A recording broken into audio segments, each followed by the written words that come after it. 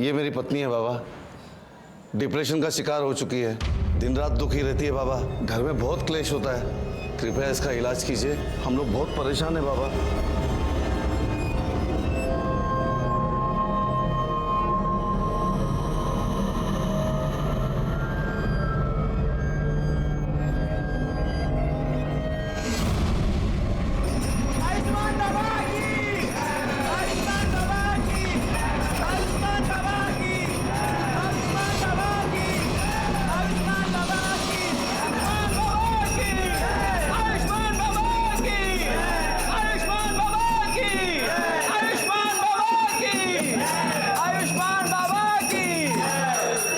जा, ले जा अपनी पत्नी को घर, शीघ्र ही वह ठीक हो जाएगी।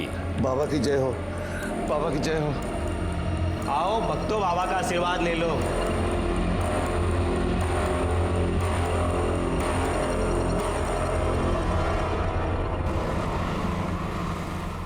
पानी आने एक गिलास। आंटी,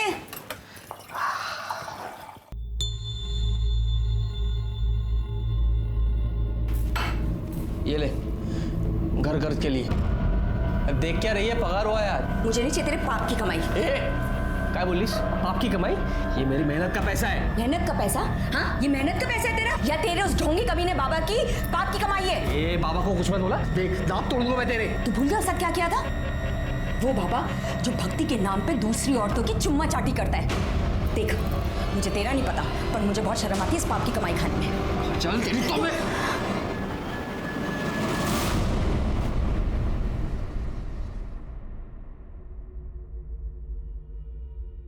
सुनिए, मुझे कुछ पैसे चाहिए थे। देखो साक्षी, तुम्हें अच्छी तरह से पता है मुझे इस तरह के ढोंगी बाबा और उनके चमत्कार पे बिल्कुल विश्वास नहीं है, और ऐसे काम के लिए मैं तुम्हें 1 रुपया भी नहीं दे सकता हूँ। तुम्हें हो या ना हो, पर मुझे है, और ये सब मैं रिया के लिए तो कर रही हूँ ना। देखो साक्षी, मेरी प्यारी रिया को ठीक करने के लिए किसी ढोंगी बाबा की कोई जरूरत नहीं है, और खबरदार तुम इसे किसी के पास लेकर गई ऐसे बाबा के पास।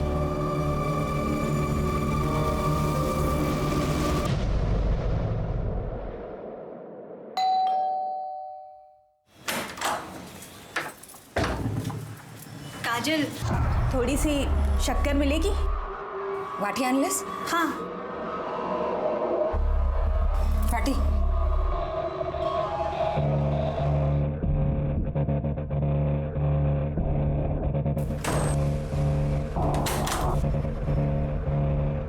Again. और कुछ भी चाहिए? Thank you.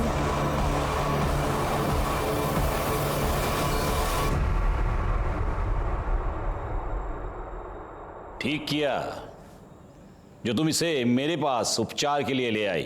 बाबा, मेरी रिया चल तो सकेगी ना? अवश्य।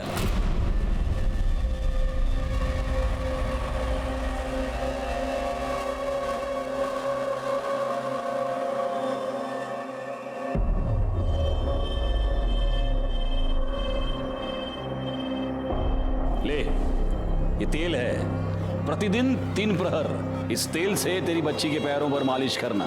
भगवान की कृपा रही, ये बच्ची चलने तो क्या, दौड़ने लगेगी। सच बाबा? सुना रिया, तू चलने लगेगी? अच्छा बाबा, प्रणाम।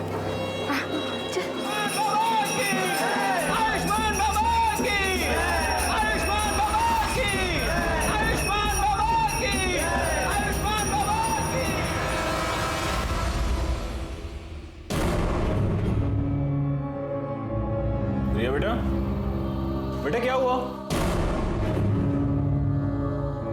बाप रे, क्या हो गया है लोगों को? इतने घटिया लोग भरे पड़े हैं ना, रेप पर रेप के केस आ रहे हैं। अब 60 साल के बुड्ढे ने एक 20 साल की लड़की का रेप कर दिया, बताओ। रिया, रिया बेटा, रिया बेटा क्या हुआ? क्या हुआ बेटा? रो क्यों रो? क्या हुआ? बेटा मुझे बताओ। अरे किसने कुछ कहा क्या? मुझे बताओ ना, क्या हुआ? अरे भाई ये रो क्यों रही है? क्या हुआ इसे? क्या हुआ बेटा? बेटा मुझे बताओ, क्या हुआ?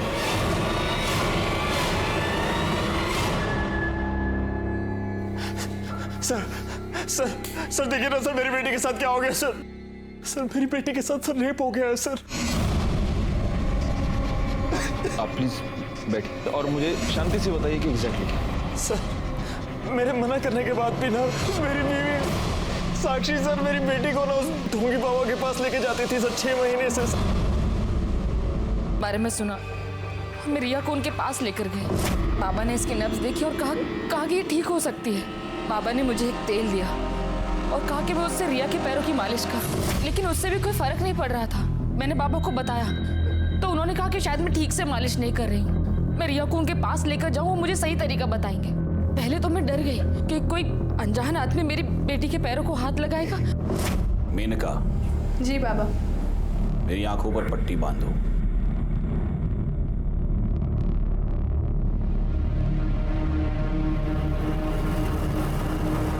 उसके बाद मुझे विश्वास हो गया कि बाबा ढोंगी नहीं है। लेकिन फिर 3 महीने पहले बाबा, वो आज मेरे पास फीस के लिए पैसे नहीं हैं। अरे रे रे रे रे रे रे रे, पैसे नहीं है तो कोई बात नहीं, अब पैसा ही सब कुछ थोड़ा ना है, क्यों बाबा, है ना। अब पैसा नहीं है तो उसके बदले कुछ और देना पड़ेगा। अलग चीज मतलब उसके बाद मैं तेल लेने के लिए अकेले आश्रम गई। वहां पर उन्होंने मुझे वेटिंग रूम में बैठने को बोला।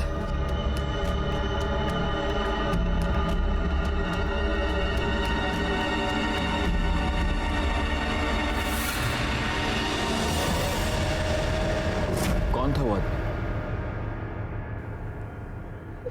पता नहीं सर, लेकिन जब वो शायद तो देखा कि मेरे कपड़े मेरे साथ भी रेप हुआ था। उसके बाद 2 बार और ऐसा हुआ। 3 बार तेरे साथ रेप हुआ, तूने मुझे बताया तक नहीं। तुझे मजा आ रहा था रेप करने में, और मेरी बेटी को लेकर गई उस ढोंगी बाबा के पास। तुझे कितनी बार बोला था, तुझे कितनी बार बोला इसको मत लेके जाओ। 1 मिनट, अभी आप बैठेंगे प्लीज, वरना मुझे आपको बाहर निकालना पड़ेगा। रिया में इंप्रूवमेंट दिख रही थी। अगर मैं तुम्हें बताती तो तुम ट्रीटमेंट रुकवा देते, इसलिए मैंने नहीं बताया। लेकिन फिर 4 दिन पहले 13 तारीख को मैं रिया को लेके आश्रम गई। आर्यमान ने हमें कहा कि हम वेटिंग रूम में वेट करें। बाबा बाहर गए, उनके शिष्य ने हमें एक शरबत पिलाया। ऐसे पी के हम दोनों बेहोश हो गए।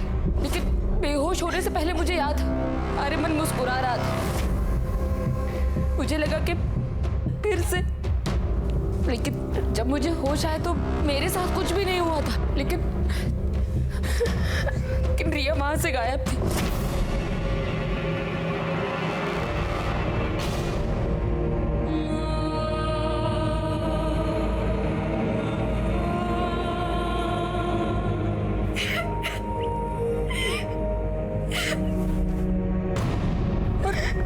रिया मुझे ट्रीटमेंट रूम में मिली। मैंने आर्यमन से पूछा कि उसने ऐसा क्यों किया, तो उसने कहा कि उसने तो रिया को हाथ तक नहीं लगाया। लेकिन मैं जानती हूँ सर कि आर्यमन ने मेरे रिया के साथ रेप।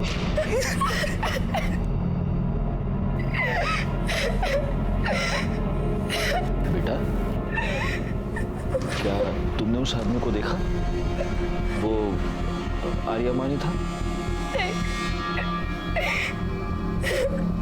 नहीं, वो आर्यमन नहीं, आयुष्मान बाबा थे।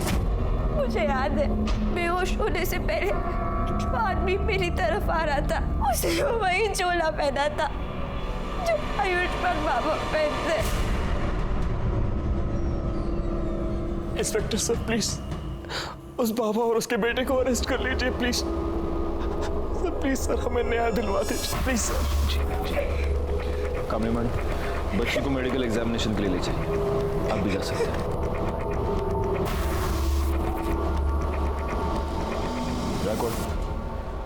हम चल के इस आयुष्मान बाबा से मिलते हैं।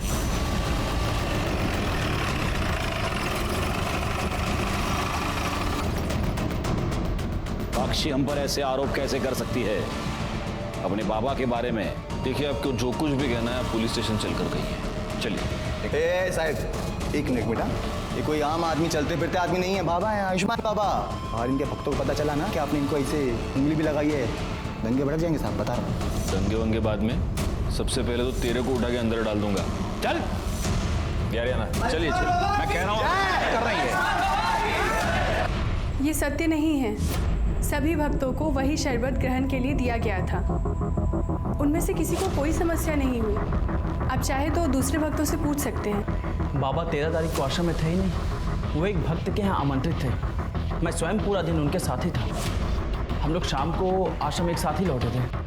सर मैं तो ज़्यादातर अकाउंट केबिन में ही रहता हूँ, तो बाहर क्या चलता है क्या नहीं चलता मेरे को नहीं मालूम।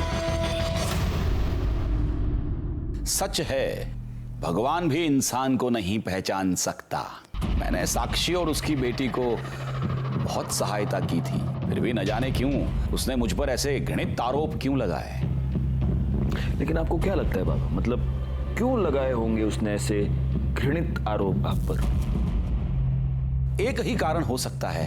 अच्छा, मेरे उपचार के पैसे देना नहीं चाहती होगी, अन्यथा मदद जो करता है उसे ऐसे प्रत्युत्तर में ऐसे घृणित आरोप कोई नहीं लगाता। लेकिन उसकी चूक हो गई, वो चूक गई। 13 तारीख को पूरा दिन हम आश्रम में थे ही नहीं।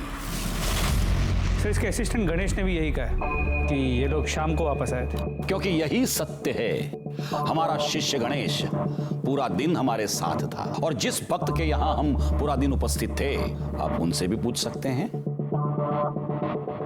दोनों को आशीर्वाद है मेरे। अब हम यहां से प्रस्थान करेंगे। अरे नहीं नहीं नहीं नहीं, प्रस्थान वस्थान आप कुछ नहीं कर सकते अभी। क्या है बाबा, आप रेप अक्यूज्ड हैं, तो अब आप यहीं रहेंगे। गायकवाड़, बाबा को उनकी कुटिया दिखा दो। अब अगले कुछ दिन तक भजन पूजन कीर्तन कीर्तन वहीं पे ले जाओ। चलिए। देखिए ये गलत है।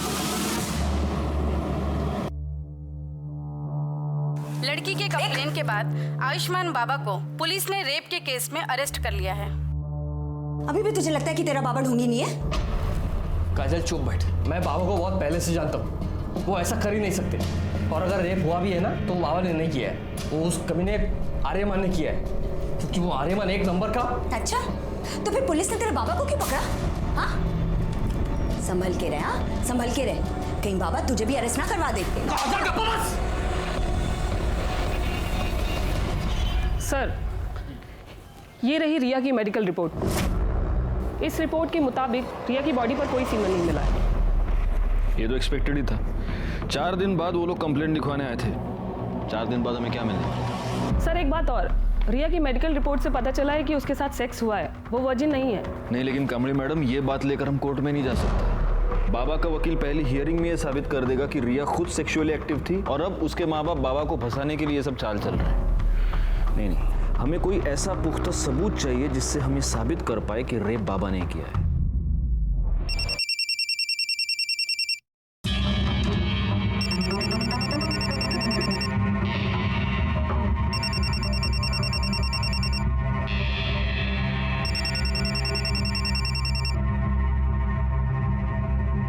हेलो, तेरी हिम्मत कैसे हुई बाबा के खिलाफ कंप्लेंट लिखवाने की?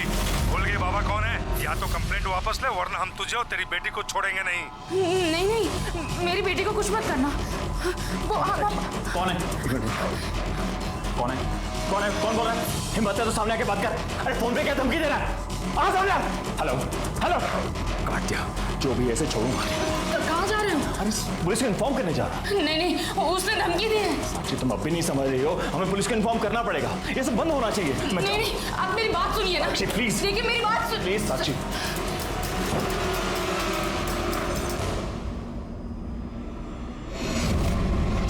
कुत्ते, पहले मेरी बीवी और बेटी के साथ रेप करता है और फिर बाद में धमकी भरे फोन करवाता है। तू सोचता मैं डर जाऊंगा? छोड़ूंगा नहीं तुझे साले। क्या चल रहा है? क्या चल रहा है? क्या कर रहे हैं? सर देखिए ना सर, मेरी बीवी के फोन पर सर किसी प्राइवेट नंबर से धमकी भरे फोन आ रहे हैं सर। कह रहे कंप्लेंट वापस ले लो, नहीं तो आपकी बेटी और बीवी को। सर कुछ कीजिए सर। एक मिनट बैकवर्ड, ये नंबर नोट कर लो और ये नंबर ट्रेस करो, पता करो ये नंबर किसका है, कहाँ से आया। आप प्लीज इनके साथ चलिए प्लीज। हाय, चला कमाल लगा। चला साक्षी, इतना घबराई क्यों? रिया कहीं मिल नहीं रही है प्रेमी। उसने उसे किडनैप कर लिया। उसने कहा था कि वो हम लोगों को नहीं छोड़ेगा। और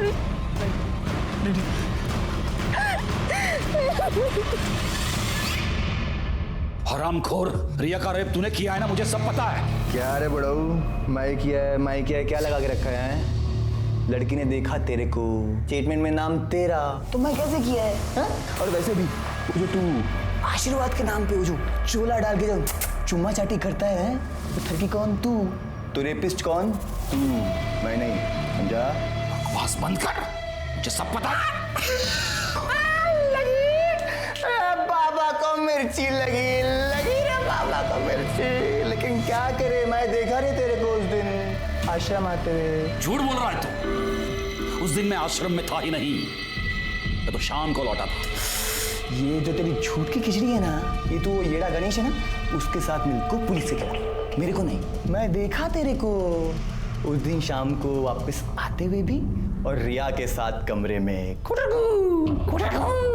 करते हुए भी। हाँ, तो मेरे साथ ना शांतपंथी नहीं। चल जा जा जा जा। बाबा, बाबा और साक्षी ठाकुर आई है, बहुत शोर मचा रही है और तमाशा भी कर रही है, जल्दी चलिए।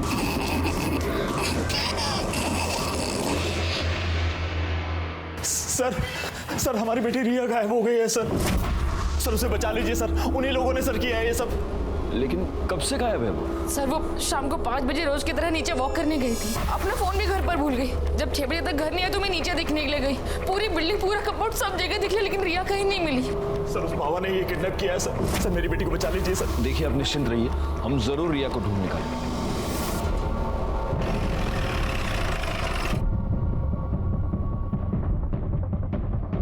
सर बॉडी को सबसे पहले इन औरतों ने देखा, ये सुबह यहाँ कपड़े धोने आई थी तो इन्होंने बॉडी को देखा। सर बॉडी पे कई जगह खरोच के निशान हैं, और ये देखिए गर्दन पे जो मार्क है उसे देखकर तो यही लग रहा है कि मौत गला घुटने से हुई। एक मिनट, पूरा चेहरा टर्न करना। सर तो रिया ठाकुर है। देखिए आसपास जरा चेक कीजिए, कोई क्लू मिलता है क्या? सर ये 2 बैसाखी मुझे वहां पे मिली। कामे मैडम। सर फॉरेंसिक टीम को बुलाइए और बॉडी को पोस्टमार्टम के लिए भेज दीजिए। Okay sir. अब इस बाबा का टाइम आ गया है।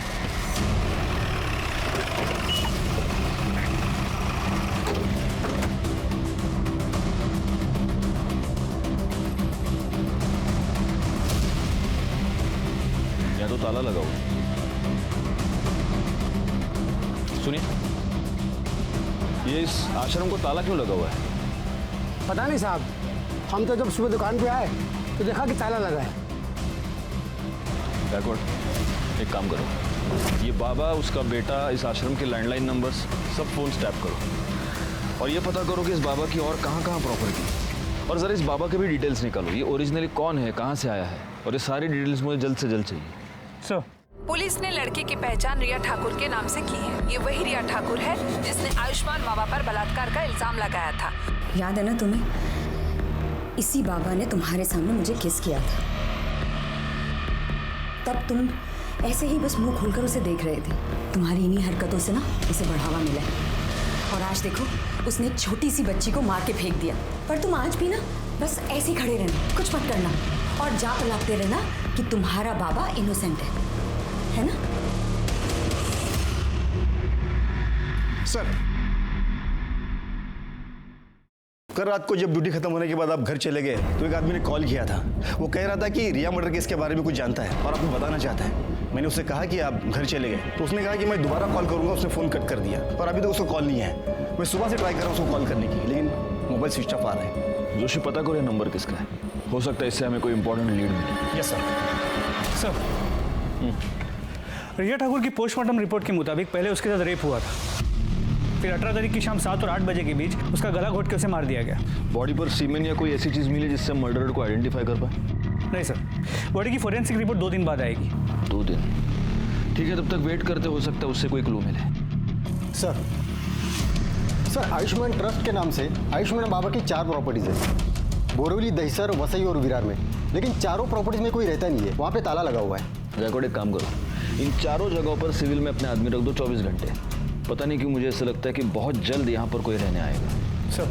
सर हमने आयुष्मान बाबा की डिटेल्स निकाली तो पता चला कि ओरिजिनली वो विरार का रहने वाला है और कुछ साल पहले किसी रामनारायण तिवारी नाम के वैद्य को असिस्ट कर रहा था, उसका कंपाउंडर था। बैकवर्ड, एक काम करो, इस रामनारायण तिवारी वैद्य से पूछताछ करो और इस बाबा के बारे में जितनी डिटेल्स हो सके उतनी डिटेल्स निकालो। सर, वो हमारे पास 3 साल काम किया था, हमने उसको सब सिखा दिया था। मालिश करना, हड्डी बिठाना और आयुर्वेद तरीके से उपचार करना, दवाई बनाना भी। लेकिन था बड़ा होशियार, हर काम फटाफट सीख जाता था। लेकिन उसे एक आदत थी, वो आयुर्वेद और एस्ट्रोलॉजी की किताब पढ़ने का बड़ा शौक था। जरा सा भी समय मिले किताब खोल के पढ़ने लगता था। फिर एक दिन आया, कहने लगा कि हम कल से काम पर नहीं आएंगे। हम कहा काहे? बहुत उससे कहा कि रुक जा, लेकिन नहीं रुका, वो चला गया। 1 साल बाद सुनने में आया कि साकिब खान जो है आयुष्मान बाबा बन गए। एक मिनट, ये साकिब खान कौन है? अरे वही आयुष्मान बाबा जो है, वही साकिब खान है। मुस्लिम से हिंदू नाम बदल के बाबा बना। और ये आर्यमन उसका बेटा इमरान।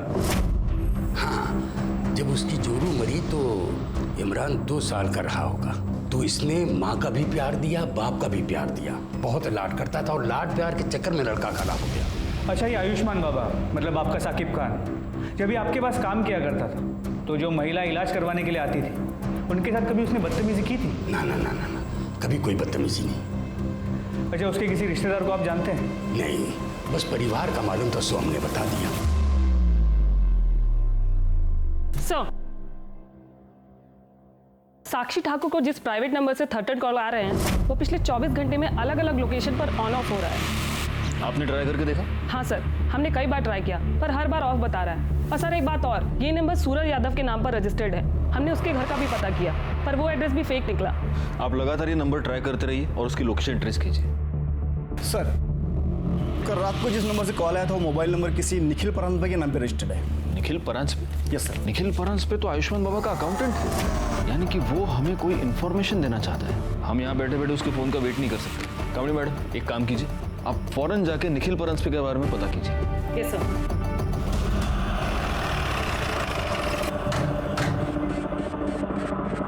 क्या आप बता सकती हैं कि काजल और निखिल कहाँ गए हैं? हाँ मैडम, कल शाम को करीब 8 बजे मैंने काजल और निखिल दोनों को एक साथ जाते देखा। मैं तो खुद हैरान थी कि दोनों एक साथ कहाँ जा रहे हैं। मतलब 24 घंटे लड़ाई झगड़ा करते रहते हैं। किस बात पे? अब ये तो नहीं पता मैडम। एक बार मैंने काजल से पूछने की कोशिश की थी तो उसने मुझे कुछ नहीं बताया, लेकिन हाँ, उसका वो हीरो है ना, उसको जरूर बताया होगा। हीरो? कौन हीरो? अब ये तो ज़्यादा तो मुझे कुछ नहीं पता, लेकिन हाँ, कुछ हफ्तों पहले जब मैं मार्केट से घर वापस आ रही थी तब मैंने देखा कि वो काजल का बॉयफ्रेंड था। अब ये सब तो मुझे नहीं पता, लेकिन हाँ, वो तभी आता था जब निखिल घर पर नहीं रहता था। कुछ दिनों पहले मैं काजल के घर शक्कर लेने आई थी, तब मैंने उसे बैठा देखा था। पहचान सकती हो कौन है वो? स्केच बनवा सकती हो? वो तो मैं नहीं बता सकती क्योंकि मैंने उसे सिर्फ 2 बार देखा है और वो भी पीछे से। निखिल और काजल का फ़ोन नंबर और फोटो तो होगा ही आपके पास? जी।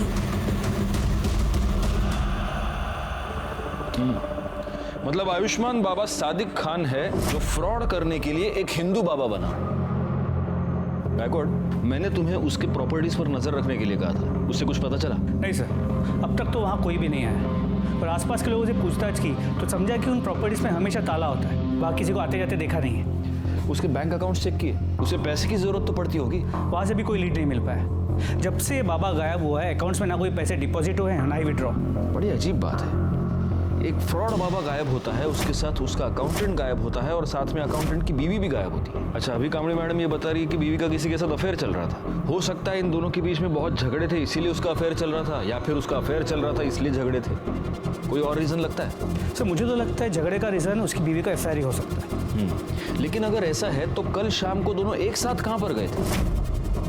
कहीं ऐसा तो नहीं कि मर्डरर को पता चल चुका था कि निखिल पुलिस को कोई इन्फॉर्मेशन देने वाला है, इसलिए इन दोनों मियाँ बीवी को साथ में कहीं पर बुला लिया? सर मुझे लगता है कि ये निखिल काजल और उसके बॉयफ्रेंड को कन्फ्रंट करना चाहता था, इसलिए उन्हें साथ लेकर गया। मगर काजल और उसके बॉयफ्रेंड ने निखिल को गायब कर दिया और दोनों भाग गए। पॉसिबल, लेकिन फिर भी ये थियरी है गायकवाड़। हम कंफर्म ये नहीं कह सकते कि निखिल अपनी बीवी के अफेयर की वजह से गायब है या फिर बाबा की वजह से। और गायब होकर गया कहाँ? सर, गोरे के जंगल एरिया में एक लाश मिली है।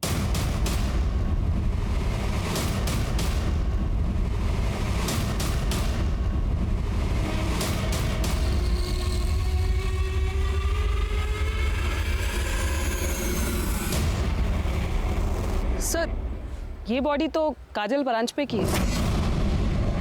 व्हाट? Yes sir.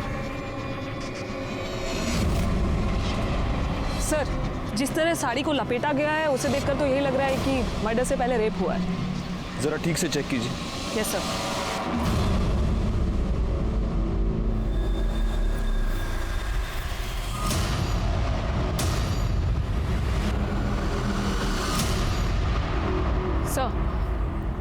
सर ये एक नहीं 2 बॉडीज हैं। क्या? मेरा मतलब है सर एक बॉडी में 2 डेड बॉडी। क्या बात कर रही हैं आप कामिनी मैडम?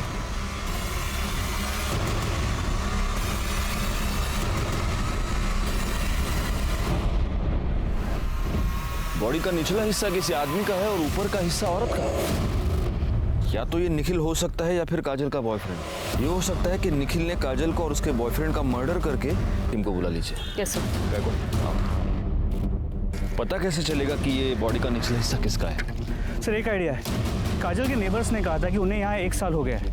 हो सकता है इस बीच को कभी बीमार पड़े और कभी अपना ब्लड टेस्ट किया, तो आसपास के लैब से कुछ इन्फॉर्मेशन मिल सकती है। मतलब ब्लड ग्रुप से? जी सर। Good idea. एक काम करो, उनके घर के आसपास जितने भी पैथोलॉजी लैब्स हैं वहाँ पर पता करो इमीडिएटली। सर पैथोलॉजी लैब से मिली रिपोर्ट और पोस्टमार्टम रिपोर्ट में जो ब्लड ग्रुप आया है उससे ये साफ होता है कि लोअर बॉडी निखिल परांज पे की है। नहीं, लेकिन अगर निखिल परांजपे और काजल के बॉयफ्रेंड का ब्लड ग्रुप सेम हुआ तो? सर ये तो मैंने नहीं सोचा था। पोस्टमार्टम रिपोर्ट के मुताबिक काजल का मर्डर 19 मई को रात 9 से 10 के बीच हुआ है और मृणाल ने हमें बताया कि उसने उन दोनों को 8 बजे घर से निकलते हुए देखा। मतलब निखिल ने यहाँ फोन करने के तुरंत बाद।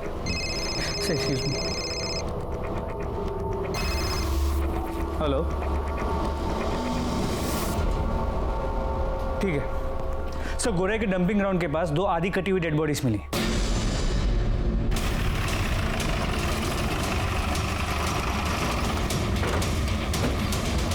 साहब मैंने आपको फ़ोन किया था सुबह जब काम पे जा रहा था, तभी ये मैंने देखा और 100 नंबर पे मैंने डायल किया। थैंक्स।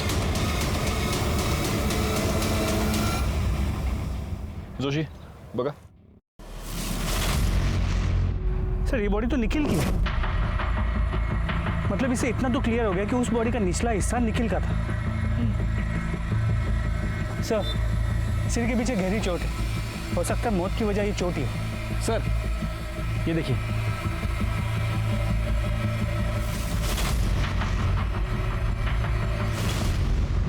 गायकवाड़ अपनी फॉरेंसिक टीम को बुलाओ और उनसे कहना कि इस बार मुझे रिपोर्ट जल्द से जल्द चाहिए। सर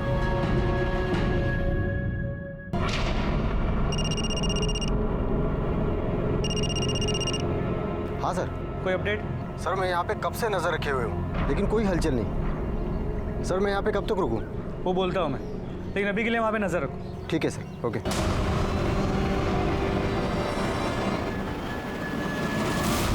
हे शिंदे ना होते सर। गायकवाड आयुष्मान बाबांड्याच्या मुलाबद्दल काय कळलं का? नहीं सर, पण लवकरच समझे। और सर ये निखिल की पोस्टमार्टम रिपोर्ट, इसके मुताबिक उसकी मौत 19 मई की रात 9 और 10 के बीच हुई है और मौत की वजह सर पे रॉड जैसी किसी चीज से वार किया जाना है।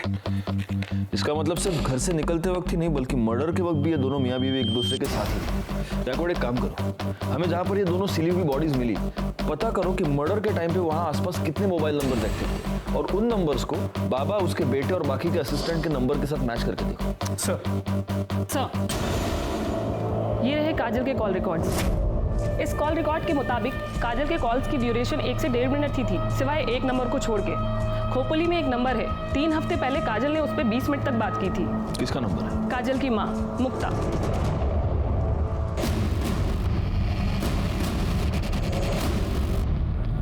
बड़ी अभागन थी मेरी काजल। तिच्या नशिबात सुखच नव्हतं। हम जब पालघर के पास नांदोर गांव में रहते थे तब काजल दूसरे बिरादरी के लड़के के साथ भाग गई। पूरे गांव ने हमें बेदखल कर दिया। हम लोग दर दर भटकने लगे, कभी यहाँ गावात कभी त्या गावात। अभी 1 महीना पहले नवीन को यहाँ काम मिला। 3 हफ्ते पहले आपकी काजल से बात हुई थी? हो सर, 1 महीने पहले की बात है सर। मेरी जानने वाली को मुंबई में काजल बाजार में टकरा गई। उसने मुझे फोन किया, काजल ठीक है, और उसने काजल का नंबर दिया। मैंने सोचा मैं उससे बात नहीं करूंगी, पर क्या करूं, माँ हूं ना। मैंने उसे फोन किया, बड़ी खुश लग रही थी वो फोन पर। उसने कहा कि वो मुझसे मिलने आने वाली है, पर नहीं, वो नहीं आई। उस निखिल के घर वालों ने मारा है साहब मेरी ताई को। साहब हमारी ताई उसे कभी पसंद नहीं थी, हम लोग अलग बिरादरी के हैं ना, इसीलिए। वैसे 19 तारीख को तुम कहाँ थे? मैं काम पे था साहब, विट्ठल और मैं साथ में ही काम पे जाते। विट्ठल कौन? हमारा पड़ोसी, इतिस बाजूला रहा। निखिल की फैमिली का नांदौर का एड्रेस है आपके पास? ठीक है सर, विट्ठल ने कंफर्म किया है 19 मई को नवीन उसके साथ सुबह से शाम तक गोडाउन में ही था। एक काम करते, निखिल के घर चलकर पता करते कि इस नवीन की बात में कितनी सच्चाई है। मैंने कितनी बार निखिल को समझाया था कि काजल तेरे लिए ठीक नहीं है, फिर भी उसने मेरी एक बात नहीं मानी। इसलिए तुमने उन दोनों का पता लगाया, उनका मर्डर किया और अपना बदला पूरा किया। क्या बात कर रहे हो साहब? मैंने खुद उन दोनों की शादी करवाई थी। बिरादरी में रहने के लिए नाटक किया था कि वो दोनों गांव से भाग गए। दरअसल मुझे पहले से ही पता था कि वो दोनों मुंबई में कहाँ रहते हैं, क्योंकि वो घर मैंने ही भाड़े पे लेके दिया था उन्हें। हर दूसरे दिन मेरी निखिल से बात होती थी। फिर मैं अपने बेटे और बहू को क्यों मारूंगा? फिर एक बार हम डेड एंड पर आकर पहुंच चुके थे। हालांकि फॉरेंसिक रिपोर्ट से यह पता चला था कि रिया के नाखून में किसी के स्किन फ्रैगमेंट्स पाए गए थे, लेकिन वो स्किन फ्रैगमेंट्स किसके थे ये पता लगाने का कोई भी तरीका हमारे पास नहीं था। दूसरी तरफ हमारी ये थियरी थी कि काजल और निखिल का मर्डर या तो काजल के लवर ने किया है या आयुष्मान बाबा ने। काजल और निखिल के मर्डर स्पॉट पर एक्टिव नंबर्स का हम इंतजार कर रहे थे और हमें इंतजार था सूरज यादव का भी, जिसे ट्रेस करना काफी मुश्किल हो रहा था क्योंकि उसका मोबाइल नंबर लगातार ऑन ऑफ हो रहा है। ऐसे में आयुष्मान बाबा के प्रॉपर्टीज पर नजर रखने का हमारा प्लान कामयाब हो गया जब हमें यह पता चला कि उसकी वसई की प्रॉपर्टी पर कोई आया है।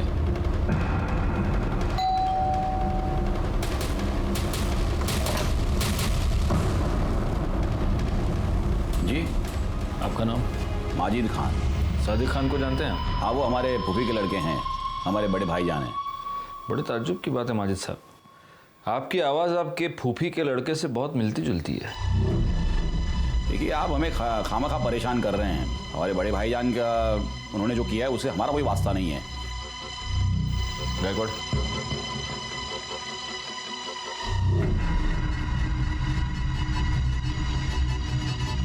बड़े ताज्जुब की बात है। सिर्फ आवाज ही नहीं, आपके हाथ पर चोट का निशान भी आपके फूफी के लड़के से मिलता जुलता है। सुनिए मेरी बात सुनिए। आयुष्मान बाबा, अब तेरे आशीर्वाद देने के दिन खत्म हो गए, अब हम तुझे आशीर्वाद देंगे। सर, मुसलमान होके मैं आयुर्वेद या ज्योतिष का धंधा नहीं कर सकता, इसलिए फिर सादिक खान से मैं आयुष्मान बाबा बन गया। सर, मुझे बहुत जल्दी फेमस होना था, बहुत जल्दी बहुत सारे पैसे कमाने थे, इसीलिए वो लिप किस वाला आइडिया लगाया। साक्षी और रिया के अलावा और कितनी औरतों का रेप किया है? नहीं सर, मैंने किसी का रेप नहीं किया है सर। न मैंने न मेरे बेटे ने सर किसी का बेजा फायदा नहीं उठाया है। मानता हूँ सर कि वो बदजबान है, थोड़ा बेकाबू हो गया है, लेकिन सर वो ऐसा कुछ करेगा, किसी को इस तरह नुकसान पहुंचाएगा, ये मैं नहीं मानता। वो बेकाबू हो गया या तूने होने दिया? सर, शुरू में मैंने उसे काबू में करने की कोशिश की, लेकिन इसको मशवरा देना सिखाऊं कैसे? आज के बाद अगर मेरे को मशवरा दिया ना जबरन, तो साले पूरी दुनिया को बता देगा मैं कि तू कोई बाबा नहीं है रे, तू मुसलमान है क्या? हाँ, चल 25,000 लेके। अरे ऐश करने की, अरे चल जा खड़ा हो। लाता। अच्छा ये बता, निखिल के साथ तूने क्या किया? निखिल के साथ? सर, उसके साथ मैं क्यों कुछ करूंगा? क्योंकि तुझे ये पता चल चुका था कि रिया मर्डर केस में निखिल हमें कोई इन्फॉर्मेशन देने वाला था। नहीं सर, मुझे इसके बारे में कुछ नहीं पता है, बल्कि मैं तो उसे नौकरी पर भी नहीं रखने वाला था जिस दिन से मैंने काजल के बारे में सुना है। मतलब सर, वो काजल को भगाकर शादी करके मेरे पास आया था मुंबई। काजल को मेरे पास इसलिए लाया था कि ताकि मैं उसको आशीर्वाद दूं, और फिर मेरे पास नौकरी मांगने लगा, और उस वक्त मेरे पास एक अकाउंटेंट की जॉब खाली थी, तो मैंने कहा था उसे कि मैं उसे नौकरी दूंगा। तो ठीक है, कल से तुम यहाँ नौकरी पे आ जाना।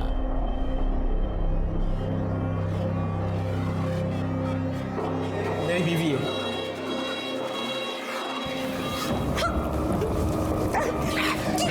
आर्यमन, ये क्या बदतमीजी है? ये क्या कर रहे हो तुम? क्यों चिल्ला रहा है? आशीर्वाद तो दिया है जैसे तू देता है। निखिल, रिया और काजल तीनों का मर्डर हुआ है। बता, इसमें से कौन सा खून तूने किया, कौन सा तेरे बेटे ने किया, या दोनों ने मिलके किए तीनों खून? नहीं सर, हमने किसी का खून नहीं किया, सच कह रहा हूँ सर। अगर मर्डर नहीं किया तो भाग क्यों गया था? रिया के बारे में सुन के डर गए थे हम लोग। बेटा कहाँ है तेरा? कहाँ छुपा के रखा है उसको? जिस दिन से आश्रम से भागा उस दिन से वो गायब है सर। गायकवाड़, इसका डीएनए टेस्टिंग कराओ।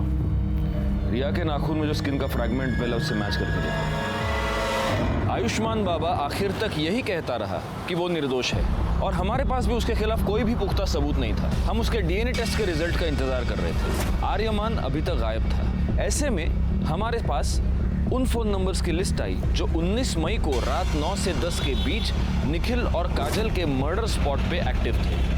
वो 3 नंबर्स थे, और उन 3 नंबर्स में से एक नंबर के बारे में हमें पहले से ही पता था।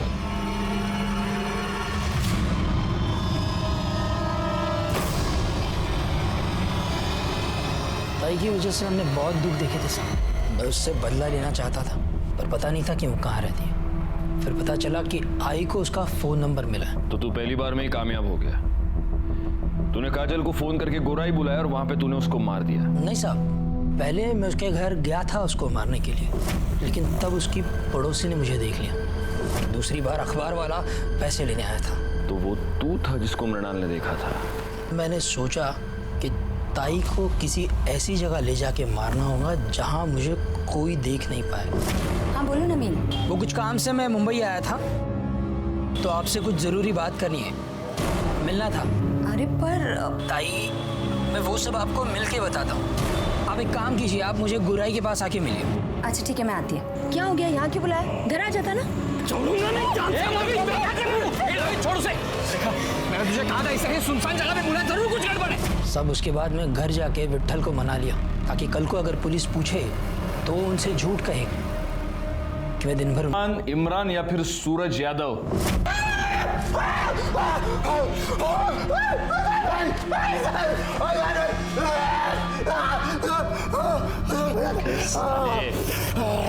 रिया के नाखून में जो स्किन मिला है ना, उससे तेरे बाप का डीएनए 50% मैच होता है। इसका मतलब तेरा पूरा 100% होगा। इसलिए मैं बोल रहा हूँ, नाटक मत कर, क्योंकि हमें आसानी से प्रूव कर सकते हैं कि तूने रिया का मर्डर किया।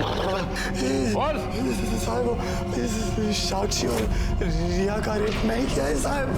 अब्बू का चोला अपने ऊपर डाल लिया था कि कहीं बीच में थोड़ा बहुत भी होश आए तो लगे कि अब्बू ने गलत काम किया है। मर्डर क्यों किया रिया का?